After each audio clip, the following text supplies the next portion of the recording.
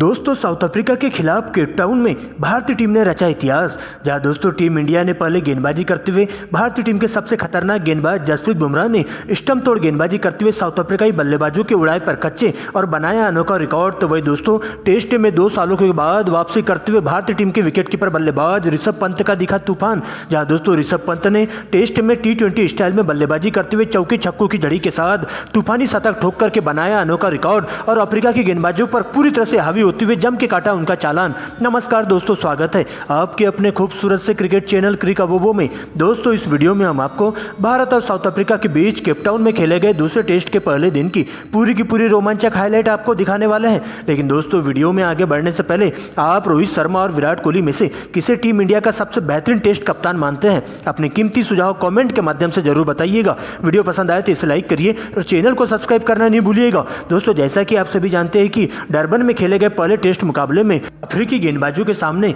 भारतीय टीम के बल्लेबाज पूरी तरह से लड़खड़ा से गए थे और साउथ अफ्रीका की टीम ने पहले टेस्ट मुकाबले को 1 इनिंग और 32 रनों से जीत हासिल कर ली थी। लेकिन दोस्तों इसके बाद दूसरा टेस्ट मुकाबला केप टाउन में खेला गया जहां टीम इंडिया की कमान रोहित शर्मा तो वही दोस्तों साउथ अफ्रीका के लिए टेम्बा बाउमा कप्तानी कर रहे थे। दोस्तों इसके बाद मुकाबले में टॉस होता है जहां पर दोस्तों अफ्रीकी कप्तान बाउमा के द्वारा टॉस जीतकर पहले बल्लेबाजी करने का फैसला किया जाता है और टीम इंडिया को गेंदबाजी करने के लिए आमंत्रित किया जाता है। दोस्तों इसके बाद साउथ अफ्रीका के लिए पारी का आगाज करने के लिए टीम के 2 विस्फोटक ओपनर बल्लेबाज डीन एल्गर और मार्करम की एंट्री होती है। वह दोस्तों टीम इंडिया के लिए पहले ओवर की गेंदबाजी करने टीम इंडिया के विकेट टेकर तेज गेंदबाज जसप्रीत बुमराह आते हैं जहां पर बुमराह के द्वारा पहले ही ओवर में काफी घातक और सटीक लाइन लेंथ के तहत गेंदबाजी देखने को मिलती है और ओवर की अंतिम गेंद पर अफ्रीका की टीम को पहला बड़ा झटका मार्करम के रूप में लगता है जहां दोस्तों गेंद बल्ले का बाहरी किनारा लेते हुए सीधा विकेट कीपर के दस्तानों में चली जाती है और बिना खाता खोले ही उन्हें पवेलियन की ओर लौटना पड़ता है। दोस्तों इसके बाद मोहम्मद शमी दूसरे ओवर की गेंदबाजी करने आते हैं जहां पर दोस्तों मोहम्मद शमी भी एक सटीक लाइन लेंथ के तहत गेंदबाजी करते हुए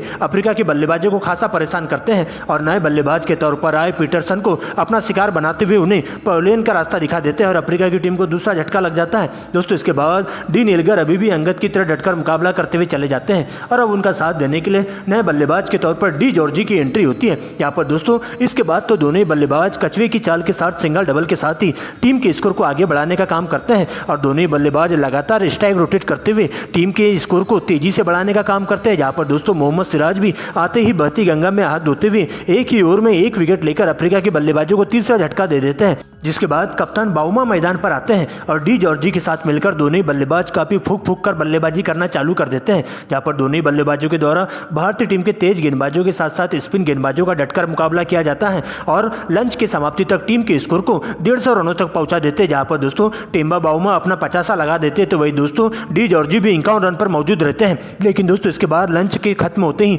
जैसे ही एक बार फिर से दोनों ही बल्लेबाज क्रीज पर आते हैं तो दोस्तों दोनों ही बल्लेबाज अपने हाथ खोलते हुए टीम इंडिया के गेंदबाजों पर पूरी तरह से हावी होते हुए दबाव बनाने की कोशिश करते हैं। जहां पर दोस्तों ताबड़तोड़ अंदाज में बल्लेबाजी करते हुए दोनों ही बल्लेबाजों के बल्ले से रनों की बारिश देखने को मिलती है और भारतीय टीम के स्पिन गेंदबाजों के साथ साथ तेज गेंदबाजों पर पूरी तरह से हावी होते हुए उनके पर कच्चे उड़ाना चालू कर देते हैं और देखते देखते दोनों ही बल्लेबाजों के बीच में एक सद की साझेदारी भी पूरी हो जाती है। लेकिन दोस्तों इसी बीच जसप्रीत बुमराह आते ही डी जॉर्जी को 64 के स्कोर पर क्लीन बोल्ड कर देते हैं और अफ्रीका की टीम को चौथा झटका देते हैं। वह दोस्तों इसी ओवर की अंतिम गेंद पर नए बल्लेबाज के तौर पर आए बेडिंगम भी शिकार बन जाते हैं और दोस्तों बिना खाता खोले ही उन्हें जसप्रीत बुमराह पवेलियन का रास्ता दिखा देते हैं। लेकिन दोस्तों एक छोर से टेम्बा बाउमा अंगद की तरह डटकर मुकाबला करते हुए चले जाते हैं और अपने शतक की ओर बढ़ने लगते हैं। जबकि दोस्तों नए बल्लेबाज के तौर पर उनका साथ देने के लिए वेरियन की एंट्री होती है और वेरियन के साथ मिलकर दोनों ही बल्लेबाज काफी सूझबूझ भरी बल्लेबाजी का नजारा पेश करते हैं और दोनों ही बल्लेबाजों के बल्ले से एक से बढ़कर एक शॉट्स देखने को मिलते हैं। जहाँ पर दोस्तों टेम्बा बाउमा मोहम्मद शमी को टारगेट करते हुए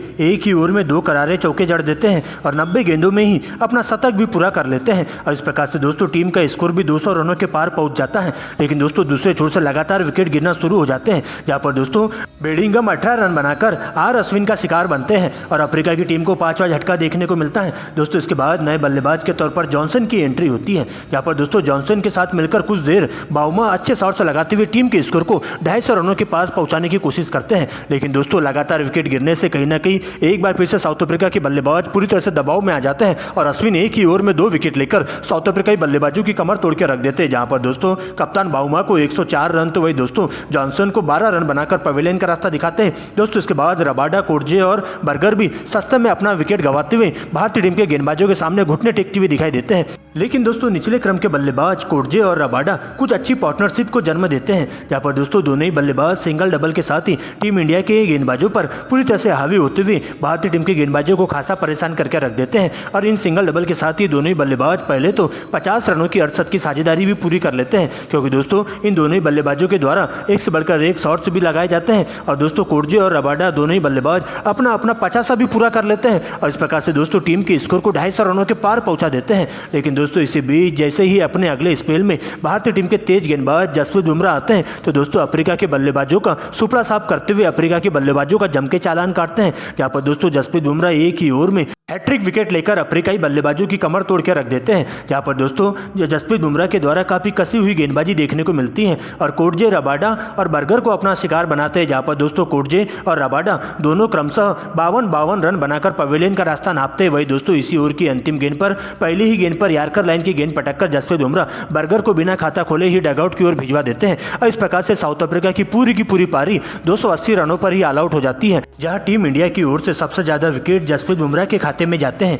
जो कि दोस्तों अफ्रीका के 6 बल्लेबाजों को पवेलियन का रास्ता दिखाते हैं। लेकिन दोस्तों इसके बाद भारतीय पारी के लिए पहली पारी की शुरुआत करने के लिए टीम इंडिया के 2 विस्फोटक ओपनर बल्लेबाज कप्तान रोहित शर्मा और शुभमन गिल क्रीज पर मौजूद होते हैं, जहां दोस्तों उनके कंधों पर टीम इंडिया को एक ठोस शुरुआत देने की जिम्मेदारी सौंपी जाती है। वही दोस्तों पहले ओवर की गेंदबाजी करने साउथ अफ्रीका के लिए कगिसो रबाडा आते हैं, जहां दोस्तों पहले ओवर में रोहित शर्मा का विकराल रूप देखने को मिलता है और रोहित शर्मा और शुभमन गिल पहले ओवर में 2 छक्के और 1 चौके के साथ ही 18 रन बटोर लेते हैं। वही दोस्तों इसके बाद तो दोनों बल्लेबाज आगे भी इसी अंदाज में बल्लेबाजी करते हुए चले जाते हैं, जहां पर दोस्तों शुभमन गिल दूसरे ओवर में back to back 2 cover drive लगा देते हैं, जबकि दोस्तों जॉनसन के एक ही ओवर में दोनों ही बल्लेबाजों के बल्ले से 3 लगातार चौके और 2 डबल के साथ ही 18 रन बटोर लिए जाते हैं। और इस प्रकार से दोनों ही बल्लेबाज आगे भी इसी अंदाज में बल्लेबाजी करते हुए भारतीय टीम के लिए ज्यादा से ज्यादा रन जोड़ने का काम करते हैं, जहां पर दोस्तों काफी कसी हुई गेंदबाजी करने के बावजूद भी दोनों ही बल्लेबाजों के मिलकर अच्छी लाइन में बल्लेबाजी देखने को मिलती है और दोनों ही बल्लेबाजों के बीच में 10 ओवरों में ही 50 रनों की अटूट साझेदारी पूरी हो जाती है और इस प्रकार से भारतीय टीम को एक ठोस शुरुआत देने का काम करते हैं।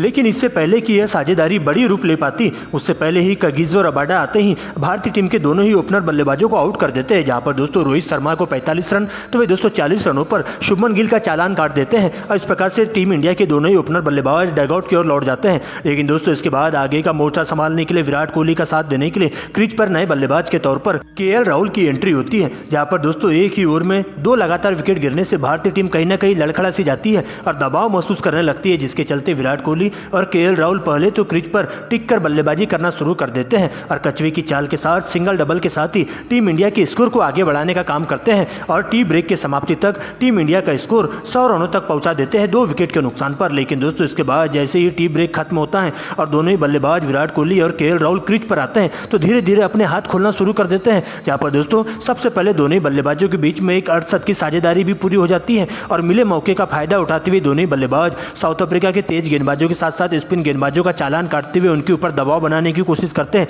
और टीम इंडिया को काफी मजबूत स्थिति में ले जाने का काम करते हैं। यहाँ पर दोस्तों विराट कोहली भी अपने 50 की ओर बढ़ने लगते हैं, तो वही दोस्तों दूसरे छोर से केएल राहुल कंधे से कंधा मिलाकर चलते हैं और उनका बखूबी साथ देते हैं। लेकिन दोस्तों इससे पहले कि विराट कोहली अपना अर्धशतक पूरा करते हैं, उन 50 रनों के निजी स्कोर पर जॉनसन उन्हें एलबीडब्ल्यू आउट कर देते हैं और टीम इंडिया को तीसरा झटका देखने को मिलता है, जहाँ पर दोस्तों विराट कोहली उन 50 रनों की पारी खेलकर डगआउट की ओर लौट जाते हैं। लेकिन दोस्तों विराट के आउट होते ही पूरे 2 सालों के बाद टेस्ट में बल्लेबाजी करने के लिए आते हैं ऋषभ पंत, जहां पर दोस्तों ऋषभ पंत तो मैदान पर आते ही एक बार फिर से टेस्ट में T20 अंदाज में बल्लेबाजी करना चालू कर देते हैं, जहां पर दोस्तों हर किसी की नजर ऋषभ पंत पर ही टिकी रहती है, क्योंकि दोस्तों ऋषभ पंत 5वें गेयर में बल्लेबाजी करते हुए चौके छक्कों की बारिश करना शुरू कर देते हैं और मात्र 28 गेंदों में ही टेस्ट का सबसे तेज गति से हाफ सेंचुरी भी पूरी कर लेते हैं। लेकिन दोस्तों दूसरे छोर से केएल राहुल उनका बखूबी साथ देते हुए चलते हैं, जहां पर दोस्तों पहले तो दोनों बल्लेबाजों के बीच में एक 68 की साझेदारी भी पूरी हो जाती है और इस साझेदारी को आगे बढ़ाते हुए केएल राहुल भी अपना 50 पूरा कर लेते हैं और अफ्रीका के स्पिन गेंदबाजों के साथ साथ तेज गेंदबाजों पर हावी होते हुए